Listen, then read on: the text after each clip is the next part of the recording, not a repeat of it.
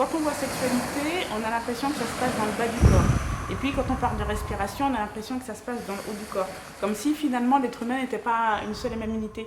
Mais en fait, pour moi, le fil directeur de tout ça, ça reste l'alignement corporel, ça va passer par la respiration, qui va pouvoir permettre aux personnes de mieux ressentir finalement ce qui se passe dans la sexualité.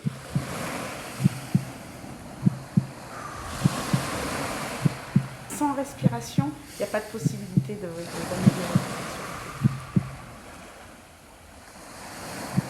Je suis venue par les arts martiaux à la sexualité, à une approche corporelle de la sexualité. Puisque sexologue, en France, c'est un métier qui n'est pas réglementé, donc il y a plein de formations possibles. Et moi, je voulais vraiment une formation qui passe par le corps.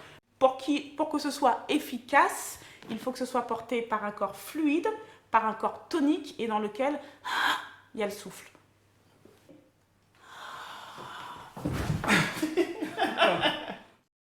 Là, il y a le souffle, là, il y a le bassin, il y a la tonicité musculaire, c'est-à-dire le muscle qui va venir comme une pompe, aller en contraction et en relâchement, en contraction et en relâchement. Dans l'hypertonie, le muscle reste contracté, contracté, contracté, contracté, mais surtout le muscle respiratoire, c'est-à-dire le diaphragme.